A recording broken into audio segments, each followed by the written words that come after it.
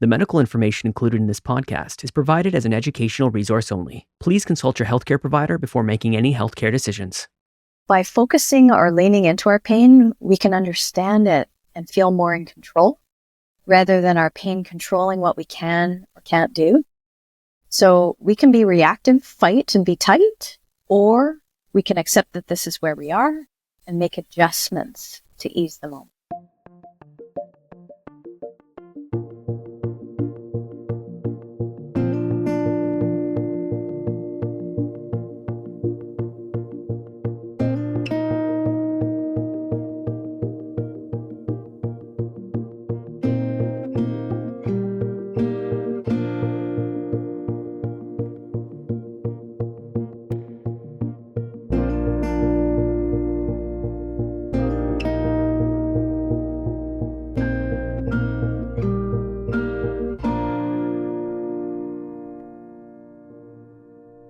Christine Leighland is a registered psychotherapist in Ontario, Canada, and she is a primary investigator in the rare disease and mental health research space. Welcome, Christine. We first met at the LSD World Symposium in 2016. Yeah, that was about 9 or 10 years, Julia. 9 or 10 years ago. I remember that meeting so well in San Diego because we started mind mapping how to raise rare disease awareness. Do you remember that? I do. And we were talking about putting something on little stones, and then we ended up with the Be Rare, Be You campaign that you led, and tattoos and merch as we're both wearing today. Yeah, if you can see us on Spotify or anywhere you're watching the podcast, you'll see that we have our Be Rare, Be You sweaters on. We launched the Be Rare, Be You campaign shortly after that.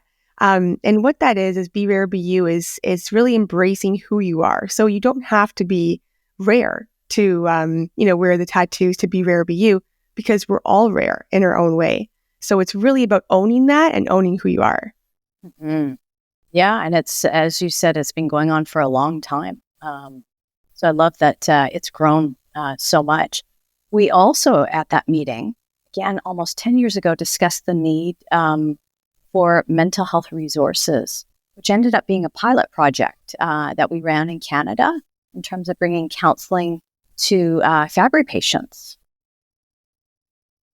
Yeah, that's right. It's definitely an unmet need. And I think it's something that we've been wanting to see happen in the space for so long. And now we are working together again on a study in Fabry in mental health. How is the research progressing? Well, we gained approval from the Community Research Ethics Board and explored the prevalence of mental health issues in individuals with rare diseases, specifically Fabry and Gaucher. And I'm really, really happy to say that we just completed phase 1 in December. And we found the research showed that there is a significantly higher prevalence of depression and anxiety in individuals with Fabry and Gaucher. So, on to phase 2. So that's the next step. And the idea is hopefully we'll be able to assess the efficacy of psychotherapy in Fabry and Gaucher patients. And we'll be specifically looking at anxiety, depression, suicidality, and perhaps pain symptoms. That's great. The CFA is really happy to be co-sponsoring this research with the National Gaucher Foundation to explore how widespread mental health is in the rare disease space. And if there's a way to effectively manage it like we do with our physical symptoms. We do actually know from maybe lots is a bit of a stretch, but there is some published research, like I said, in about the last decade, that shows that individuals with rare disease face biopsychosocial challenges. I'm going to say that word again because it's a mouthful. Yeah. Bio, body, psycho, mind, and social, the environment around us. So got a lot more challenges compared to other individuals. And even there's research that shows other individuals with other diseases, such as cancer, diabetes, etc. And so the other research shows that there's an elevated risk for depression. And so when depression is left undiagnosed and untreated, that can result in pretty significant implications, behavioral issues, reduced participation, even suicidality. And so there was one pilot study in the US that actually showed the benefit of counseling. That was a very small pilot study. So the idea is I'd love to have a new study looking at psychotherapy with individuals, as you said, with Gaucher or Fabry. And the long-term vision is, assuming that research is significant, is to increase access to evidence-based mental health therapies for individuals with rare diseases. I think I'd first like to just say, on behalf of all rare disease patients, thank you for the compassion to have this vision. My hope is that the Fabry community can participate in phase 2 of the research, which the CFA will definitely continue to co-sponsor. Great. Well, assuming we get that ethics approval this year, we hope to start recruiting this year. So stay tuned. Perfect. We will. So, Christine, you mentioned an elevated risk for mental health issues in Fabry. So why is that? Julia, that's a huge question that can be answered in terms of how the Fabry brain works. Differently, the interconnectivity between the brain, our emotions, which tend to show up in our body, and our behaviors. And also the very unique journey that individuals with Fabry are on. Yeah, so let's dive into that a little bit, and let's just start right from the patient journey. So starting with diagnosis. Well, there have been huge efforts to increase awareness of rare diseases, like we were talking about that at the top, and also Fabry, but it's called a diagnostic odyssey for a reason. And that's because the path to diagnosis can be long and winding. And it makes sense that can be frustrating. It can be disappointing. It can be shocking. It can be relieving once you get that diagnosis, and it can be terrifying. Absolutely. I think it's a lot of hard and mixed emotions for sure. It is. And so when you and or your carer knows that there's something wrong or off, but you can't find the why behind it, and if you get dismissed by experts that they're saying, no, this isn't it, it would make sense that you could get angry or even hopeless. So when you finally have the answer that you've been seeking, that you know at least what it is, you can feel shock, of course, but you can also feel relieved and freed, as I mentioned before. And so the cool thing about us humans is we're able to experience more than one emotion at a time. It's possible to feel love for someone, but also hate. Can you believe that complexity? And so psychotherapy can help with coping with those very intense and mixed or confusing emotions. And then, of course, it would make sense you'd have overwhelming thoughts and urges. And what I tend to find with my rare disease patients is they tend to either avoid or they want to jump in and learn everything about it, which is really about trying to control their new reality. Right. And I think a very important part of living with a chronic illness is that, I think it happens multiple times in your health journey, because if things change and if things are progressing, then you again have to start the process of acknowledgement and acceptance all over again. I think you have to continually come to terms with where you are at. And that's hard work. And it can sometimes feel better to just avoid it altogether. Yeah. Or easier. Yeah. And that makes sense. However, it's not entirely effective if you just avoid. And so we know that our health, our relationships, our careers, and our environment are always changing. They're not permanent. And so we can't hold on to them as they are, and we can't control them. COVID taught us that, right? We all had a plan for that year, didn't we? 2020? Yep. Plan. Essentially, we felt out of control because we couldn't put our plan in place. So it's much easier to cope when we are open when we're accepting of change or the impermanence of everything. So it's kind of like a dichotomy. If things aren't always permanent, they keep changing. So the idea is, once we accept the idea of impermanence, that things are always changing, it makes it much easier to be open and therefore to cope a little bit differently. Yeah, that makes sense. I like that. And I think that's one of the, maybe not the toughest part, but it's a very tough part about living with a rare condition and when your symptoms come on spontaneously, because you don't know, you can't really plan for that. And then you have to adapt really quickly. You have to pivot really quickly. Whether it's travel plans or whether you were doing something that you really looked forward to, and now you're on the couch or you're in the ER. I think it's that idea that's so tough, to kind of walk through life with. Yeah. So, when somebody's afraid of flying, I always say, not always say, but I like to suggest plan for turbulence. So plan for the best case, that you're going to get on that plane, your vacation starts, and you're just so excited. But also plan for turbulence. And so you've got plans for both ways. Probably the reality, what's going to happen is the middle ground. It's not going to be best case, but it's not going to be worse. And then what happens is we've got a plan and we feel a little bit more relaxed. I like that. I think I'll use that when I travel with my kids next time. Yeah. Know what you're going to do if turbulence comes. Then you know what's going to happen. Oh, that's right. Mm-hmm. Yeah, that's right. So moving on from the diagnosis, why is there a higher risk of depression and suicidality in Fabry? That's a mouthful, that word. It certainly is. So when we experience a setback, it makes sense that we're going to be sad, right? And so being diagnosed with a life-threatening disease can definitely be defined as a setback. Mainly because our life isn't working out the way we envisioned or planned. Mm-hmm. Does that make sense? Yeah. So the key words for me are undiagnosed and untreated depression.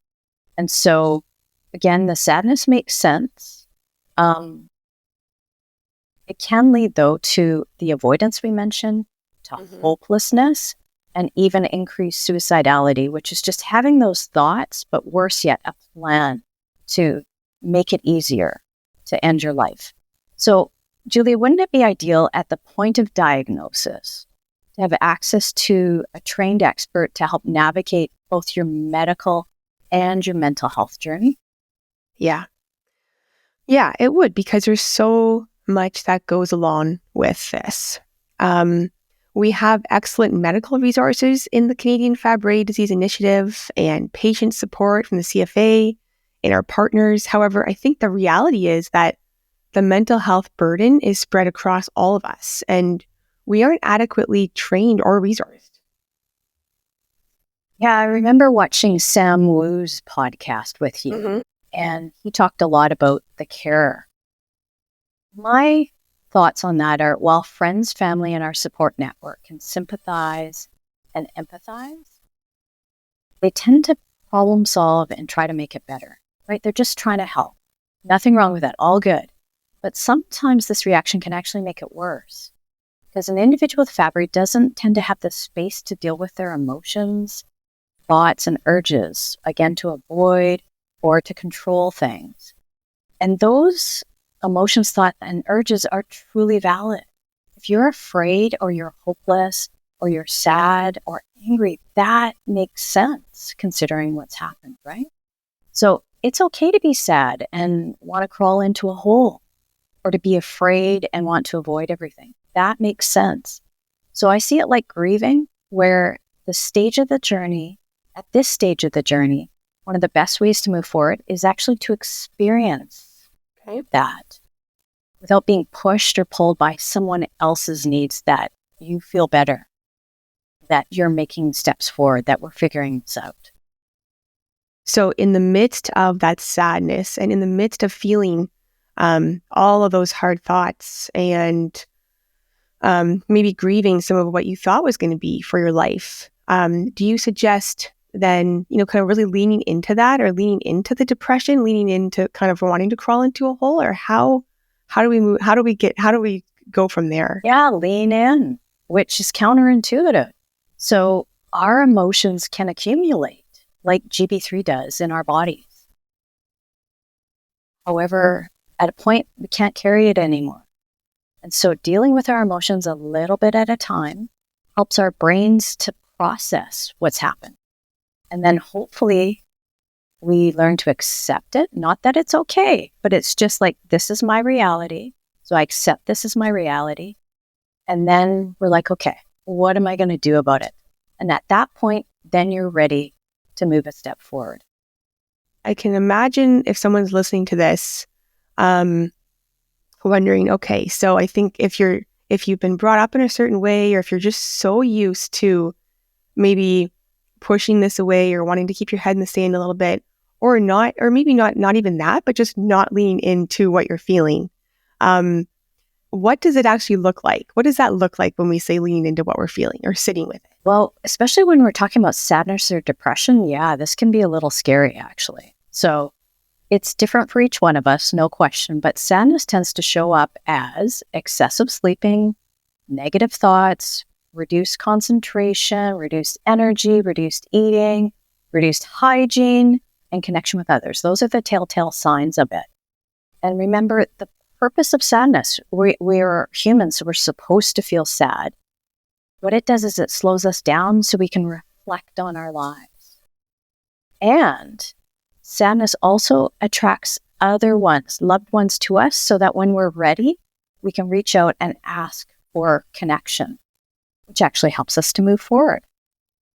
So one of the challenges that I see is society tells us to be happy, happy, happy, think of the positive, be grateful, be grateful. Nothing wrong with that. That's a really positive way of coping. However, calls to be grateful can be frustrating and counterproductive at this early stage when somebody is sad. So again, slowing down and even stopping to embrace or wallow, it's being called, wallow in our sadness can help us to actually speed up overall in the journey. So slow down to speed up. Okay, so slow down. So when you're feeling overwhelmed with emotion, maybe perhaps instead of kind of moving on quickly to the next thing, or whatever you, I think some people handle this differently, right? I think some people dive into their work. Some people maybe just want to get some sort of escape, whatever they can do to kind of not feel what they're feeling, because it's hard to feel those hard thoughts. Yes, you're saying so. Slow down in that to speed up. Exactly. So it is, as I said before, it's counterintuitive. The idea, though, is that if we slow down and give ourselves what we need so we feel better, then we can move on to the next stage of the journey, which might be learning more about Fabry in terms of how to manage it and live with it, and asking others for help with that. Which, in a way, can then be both exciting and scary to move on to that next step. Exactly. And so those mixed emotions that I mentioned before, we can feel more than one emotion at a time. It's exciting because we're getting control, but our future's uncertain, and that can be scary. So you can be afraid too. And so there's published research that shows individuals with Fabry reported symptoms of anxiety, which is essentially fear. So fear of what? Well, fear of an unknown future, fear of failing, fear of letting others down, and on a more profound level, rejection by our loved ones and society. We actually had a podcast, and it was with Jennifer Seidman, and she spoke a little bit about you have to name it to tame it, and I like that idea. And it's kind of what you're saying here is, you're feeling all of these things, and so if you really take the time and reflection and slow down, you kind of name those things, name those emotions and what you're feeling. That probably helps you see it better and identify that better. Exactly. So that's one of the key steps that we'll hopefully go through later in terms of helping you cope with it, helping you to move forward when you're ready. So the thing about anxiety, or the fear emotion is it actually helps keep us alive and safe. So as humans, we're supposed to have it. Everybody experiences anxiety. However, too much of it makes it make us excessively restless, irritable, on edge, and worrisome. And so instead of relaxing our minds and our bodies, we become tight and reactive. Okay. Like fight or flight? Exactly. You hit the bullseye, Julia. So fear can lead us to fight, which comes out as usually an angry behavior, such as yelling, slamming things, or you can have a flight response, which is avoidance. And it can come out as excessive worrying, believe it or not, gaming, vaping, drinking, eating, working that you mentioned. Or we can have a freeze response, which is like deer in the headlights, and it's pretty self-explanatory. So being aware of how our anxiety manifests or how it shows up can really help us with self-compassion. So when we behave differently than we thought we would, then it makes sense that we can say, oh, I was actually afraid and that's why I lashed out. Okay. It can also help our loved ones to cope better with our automatic reactions, which have been triggered by our new reality. So they feel more compassion with us. And so if we lash out at them, which often they're usually the people that get it because they're closest to us and we know they're not going anywhere. But the reaction usually, if you lash out at somebody else, they tend to lash out at you. And so if you both know that when you get afraid, you lash out or anger comes, then that might help people to calm down and just understand the why behind that reaction and then not provoke back. So really taking the time to think about yourself and when you see these patterns come up for you and getting really curious about your behavior. I think that helps get to the root of what you're feeling underneath. And yeah. And I think that that's important. I think it's hard, but it's hard because it's uncomfortable. Yeah. But I think that it seems to be what I keep hearing you say, it's really important to do that and to take the time to do that. What else did you want to share about Fabry and mental health? Well, it's been mentioned on another one of your podcasts, sleep issues, which makes sense. And as I said, I'm really excited about the idea of neuropathic pain, just because it's such a hallmark symptom for many Fabry individuals. And it's actually linked to our thinking and emotions. So I want to come at it from that angle. Yes, there is a biological reason for it. I'm saying in addition to that. So the concept is let's talk about sleep first. Okay. So we tend to keep ourselves busy all day. We're very engaged. We're busy doing. And nighttime, when everybody's asleep and our head hits the pillow, that's when our brain can finally process the day. And so when we're uncertain or unsettled, we can actually have difficulty falling asleep. Or sometimes it's worse for people. Once we get through that deep sleep, that REM sleep, we can actually wake up with busy brain. For most people, it's usually 3 to 4 in the morning. Okay. So the idea is if we go to bed settled or clear, then we can actually sleep better. Makes sense. And from your lens, do you think the neuropathic pain is connected to our emotional wellness as well? And I'd like to explain it in a metaphor. So I mentioned that I really would like to explore this as an endpoint in our phase 2 study. And the idea is when we're anxious, our body tends to tense up. Okay. So fear gets us tight. And so, Julia, imagine taking your hand and putting it in a fist. And I'd like you to imagine having your fist clenched all day.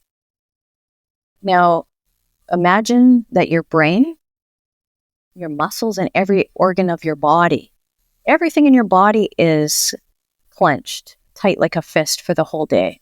What do you think that would do to your ability to think, feel, and function? Yeah, I think it would be, I'm just clenching my fist this whole time and it's uncomfortable. It's uncomfortable, and I'm sure soon it's going to start to get Painful. Yeah, painful. And then it gets numb, right? Mm-hmm. So the idea is we want to do the opposite. We actually want to calm ourselves down, be clear in the mind, and calm in the body. That's the goal. That's what settled is. That doesn't mean that we can fix what's happening in our lives. We all have issues, and there's actually quite a bit of uncertainty, but the idea is to become settled with it and calmer about it, as opposed to tight and reactive. So then what do Fabry patients do with this? How do we deal with the pain, poor sleep, anxiety, and depression? And let's not forget sweat issues. That too. Yes. So again, everybody's individual. So I hope it's okay. Let's review some actual techniques, because we've been talking about sort of theories, right? Acceptance versus fight. We talked about permanence versus impermanence. Those are concepts to help us think differently, reframe, if you will. Let's talk about actual tools that people can potentially use to help them. Yeah. Okay. So these are what we would call proven or evidence-based tools that have been researched, and they help reduce anxiety, reduce depression, and it helps with overall coping. So the first one is cognitive behavioral therapy, so CBT, and it's called the CBT self-assessment. Some people refer to it as the CBT triangle. And so it's a technique that's used in any situation that triggers thoughts, emotions, and behaviors. Any triggering situation, you can use this, okay? So first step, if you will, would be aware of your emotions, how you feel, and try to label them. You mentioned that earlier, name it to tame it. So slow down and say, what am I feeling here? Okay. The second step is you ask yourself, why do I feel this way? So you're linking, the emotions tend to show up in the body. And so then you link your emotions to your brain, your thoughts, and say, why do I feel this way? And then slow down enough to listen for the answer. Your brain's like a computer. If you ask it a question, it'll come back with an answer. So the idea there is you're slowing down and listening to yourself. And I think most people find that they're actually justified to feel the way they feel. And so it's the opposite of automatically reacting to a trigger. And so, I should push through. I don't want to suffer or feel this way, so I'm just going to avoid it. I'm going to go on my phone or watch a show to change the channel. That's an okay way to cope, but we can't do that with everything. So again, what do I feel? Label it. Ask yourself, why do I feel this way? And then last step is slow down and behave with intention, which essentially means just what's the best thing that I can do based on how I feel and how I think. Now, often we're afraid that once we stop, so if one of the ideas is, you know what, I'm just going to sit down in my safe place and just take care of myself. A lot of people think, oh, no, once I stop, I'm never going to start again. Right. Big fear. And actually the research shows us differently. And that's because by listening to yourself and your needs and taking care of what you need, it actually shows self-respect and compassion, as opposed to forcing yourself to just go, go, go. And so the mind and the body actually thank you. And they do that. They reward you with energy and hope the next day. Have you ever been so tired, like, I'm going to go to bed early, and then the next day you actually feel really so much better and you take on what you had to do plus, because you just feel really good and more hopeful. So that is what propels us forward.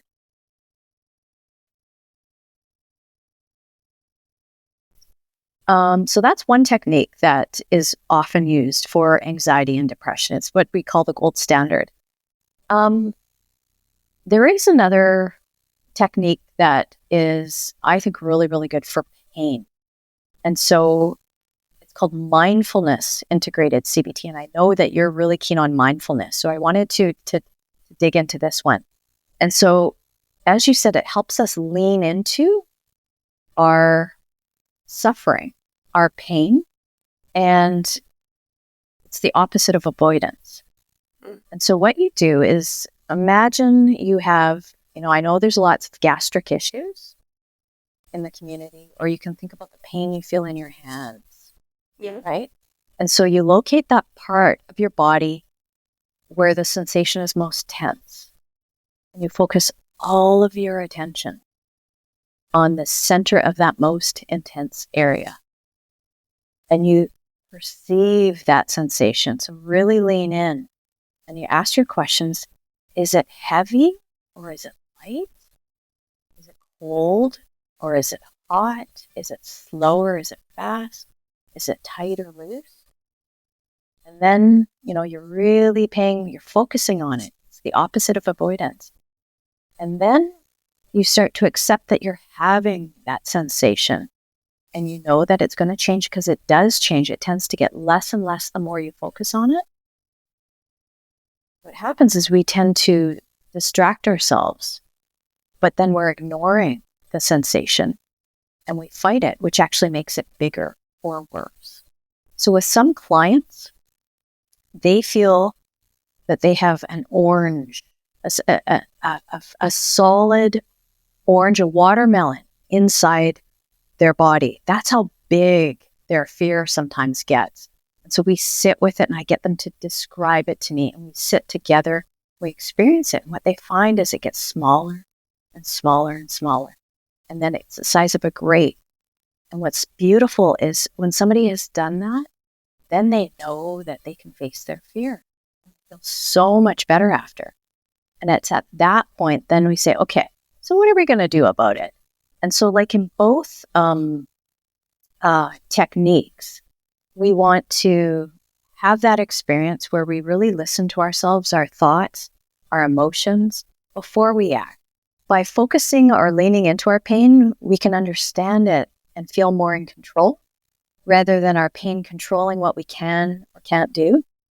So we can be reactive, fight and be tight, or we can accept that this is where we are and make adjustments to ease the moment. Last thing is it's okay not to be okay. That's really, really important. So saying to yourself, I am not okay, is really, really important. Because if you're not okay, it's good to acknowledge it to yourself. And then once you've admitted that, then you can connect and ask for help. In Canada, you can call or text 988. We have that resource, a trained mental health specialist. Or you can go to your loved ones or your broader community for help, such as CFA. Wow. I'm listening and I'm thinking about, I don't experience the pain maybe as bad as, other people do, but I think anyone who has Fabry has probably felt the pain in their hands and feet. I live in Canada and it's very cold. There is a lot of viruses going around. I've been sick for a little while. And so when Fabry patients are fighting a virus, that's often when we have the pain in our hands and feet. For those who don't experience it, it's, it's a burning sensation, tingling, and it can be quite severe, especially when you have a fever. So I'm trying to think of, just from my own personal experience, it's that mind-body connection that when you're actually experiencing something that hurts, I think your thoughts then and your emotions, I always try to push away from that because it brings up, I think, the fact that I have Fabry. And it kind of ties into this overall, it doesn't just kind of end there. So I'm trying to do this, and I think next time I will try to lean into that, and I'll try to, really focus on that location. And that's not something that I try to do. I usually try to, like you said, either grab my phone or put on a movie or watch something funny, just anything to kind of take me away from that, because it's obviously uncomfortable and hard to feel.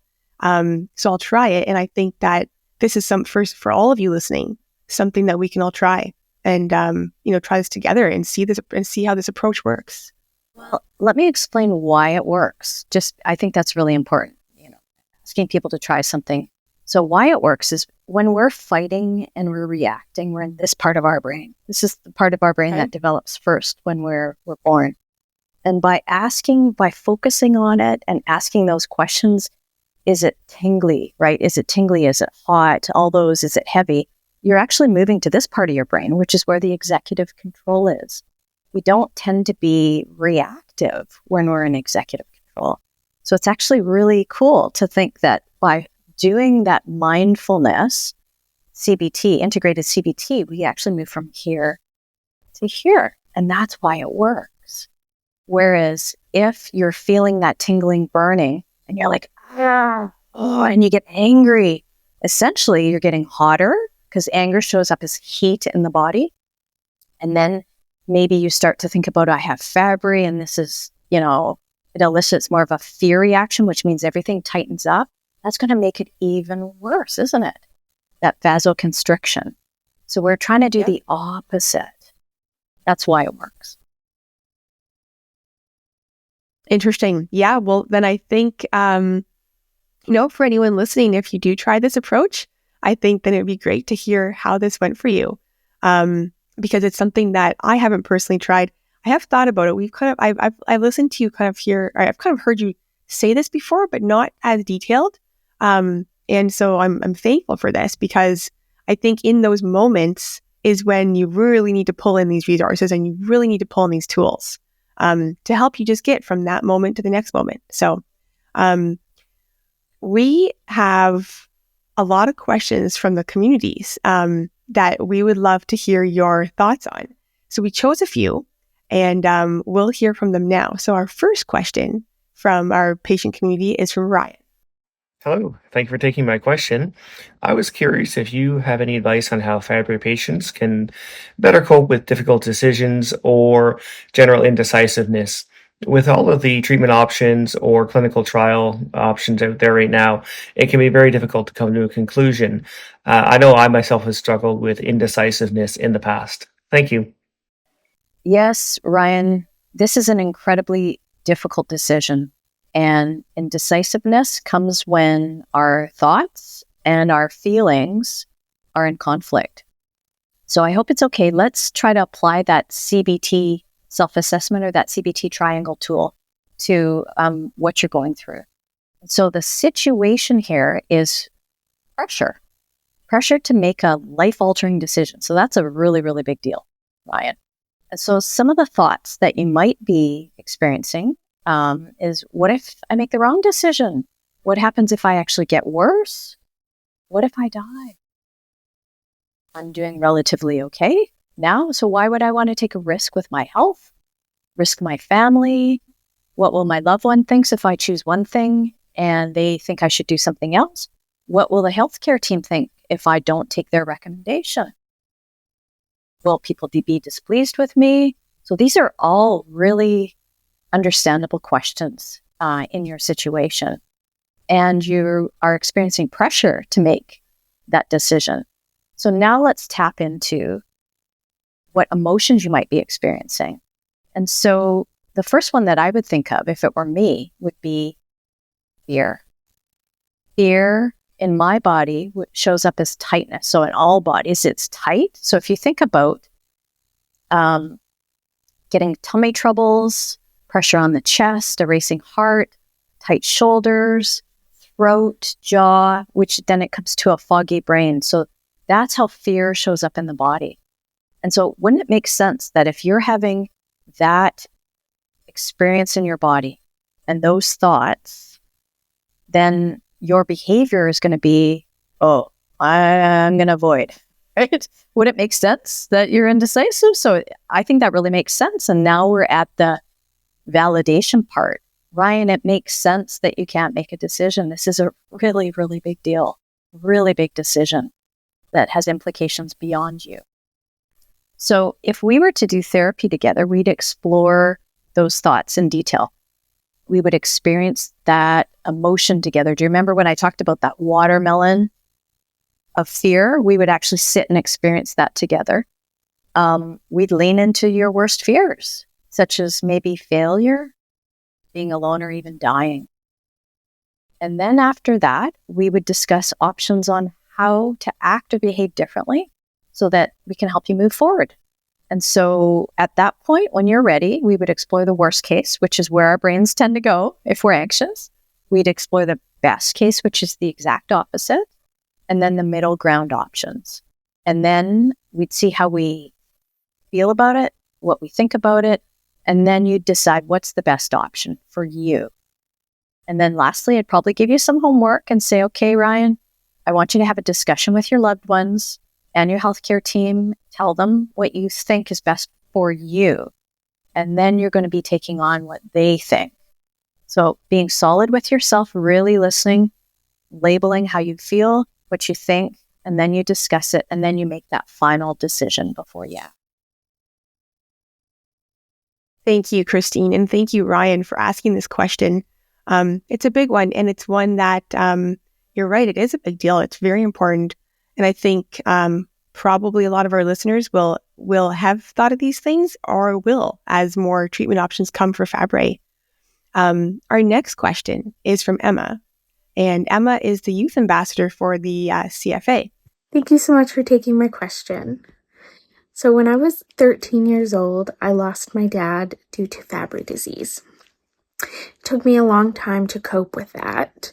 And what I would like to know is what advice you would give to someone in my situation, someone who lost a parent to a disease like Fabry disease, and also have to cope with the fact that they themselves also have Fabry disease. Watching my father go through Fabry disease, showing the effects that it can have on the body, as well as showing that Fabry disease can take a life, can be so scary for someone so young. And I would like to know the advice that you would give to someone so young, knowing that what a disease like Fabry disease can do. And I'd just love to hear from you and know what you would tell someone in the same situation. Thank you so much. Thank you for sharing your story about pain, fear, and hope about the future. I think the answer to your question is actually in your question. Well, let me explain because that's kind of confusing. It's rare for a teen to lose their parent.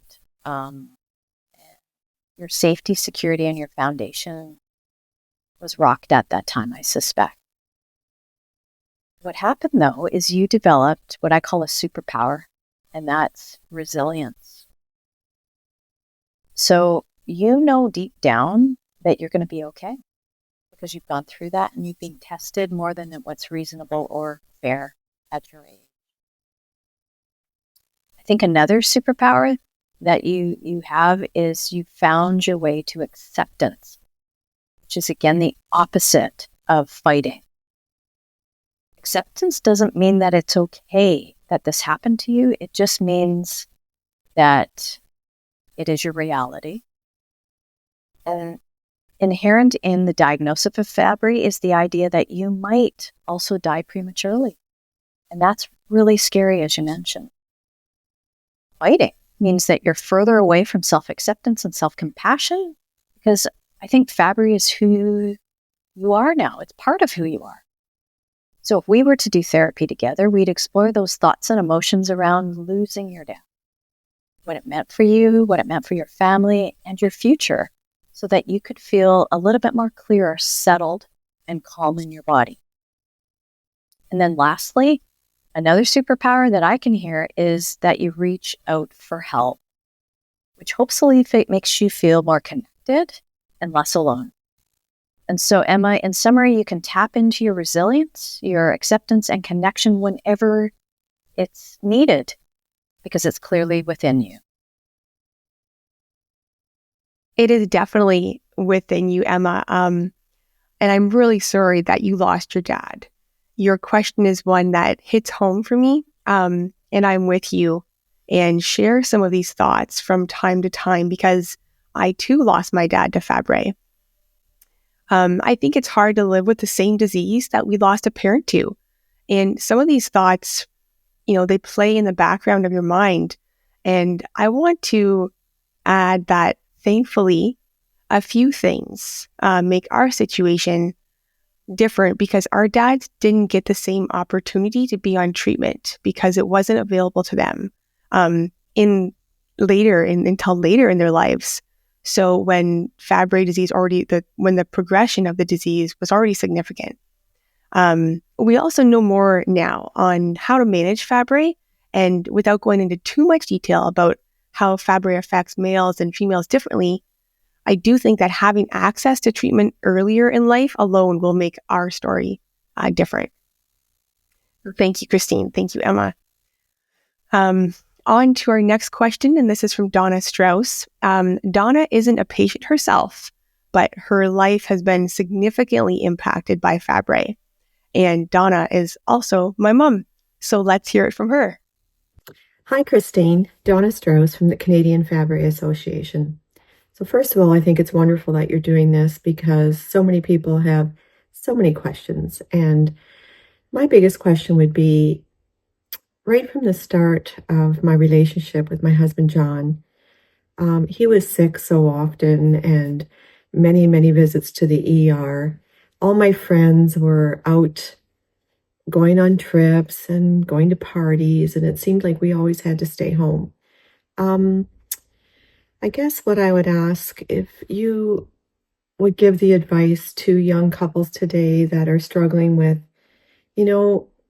patients that are not doing well, and not feeling well and not being able to go out for dinners and that sort of thing, how do you carry on with your life and try to be as normal as possible? Thank you, Donna, for your feedback, your leadership and contribution to the Fabry community. It's overwhelming at times, to think what you and Julia and the board do. You asked for advice for young couples, which is so Donna. I hope it's okay that I actually give you my perspective on your journey. Donna, it sounds like you profoundly loved John, period.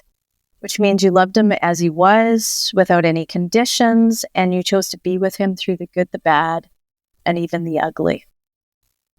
And you loved him so much that you had a family, and you continue to honor him through this question, and you find purpose in what happened and through your work with the CFA. I'm feeling warm, fuzzy just saying that and thinking about what you do. So Donna, you could have chosen to go for those dinners with friends and parties and trips, but you didn't. You chose to be with John, and your behaviors actually speak to your values, such as loyalty, and what lights your fire, such as helping others, because that's what makes others feel good, but also what makes you feel good. And that's really important to acknowledge. However, Donna, sometimes we can help too much and we can experience burnout or resentment, which is essentially anger. And these are warning signs that we're out of balance. So like we said before, it's okay to say that you're not okay. And it's okay to say yes to time for yourself with friends or a holiday if needed, so you can refill that cup. And so when our cup is empty, we don't get anything, we can't nourish others, but when it's full, we take a sip and we can nourish many, many others. And that's the whole idea, is we have to have a full cup. Oxygen first on us, then others is the concept. So in summary, Donna, I hope that the Fabry community learns from your experience with John that one of the most compassionate acts is to say, hey, I need a break, and share caregiving responsibility with others so that you can continue to help yourself and others. I loved hearing your response to that. It is a beautiful thing to be loved by someone without conditions. And being able to do that is such a gift to give to people.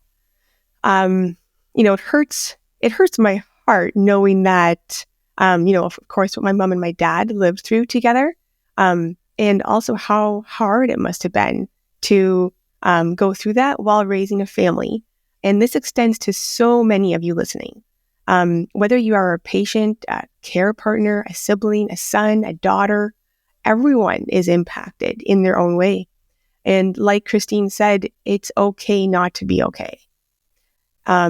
It's important to know that, because when you know it and acknowledge it, you can get some of your power back and act on it. Our mental health is equally important as our physical health, and they are so interconnected. So do what you can to really take care of both. Christine, we like to end our podcast by asking, if you were to speak directly to patients listening today, what words would you like to leave with them? Well, Julia, I think what you just said was beautiful, and it was perfect. I'd like to add to it, though.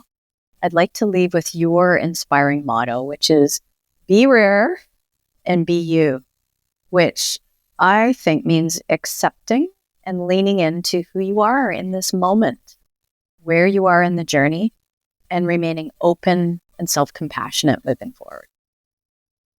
Thank you. And Christine, it's been an absolute pleasure having this conversation with you. Yeah, it's for us, if you think about it, we've come full circle. It's been, 9 or 10 years, and here we are moving forward together. Really appreciate it. Thank you. Yeah, me too. And your commitment to RARE, I just want to say thank you for that on behalf of everyone.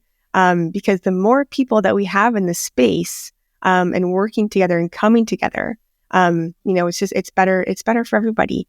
So I appreciate you and everything that you're doing. If for those of you listening, if you have any questions or if you want to learn more about the research project, please reach out to the CFA, and you can also reach out to Christine. Her email is cleighland, so CLEIGHLAND @shiftct.com. So feel free to reach out to either one of us. Thank you for listening, and we'll see you next time.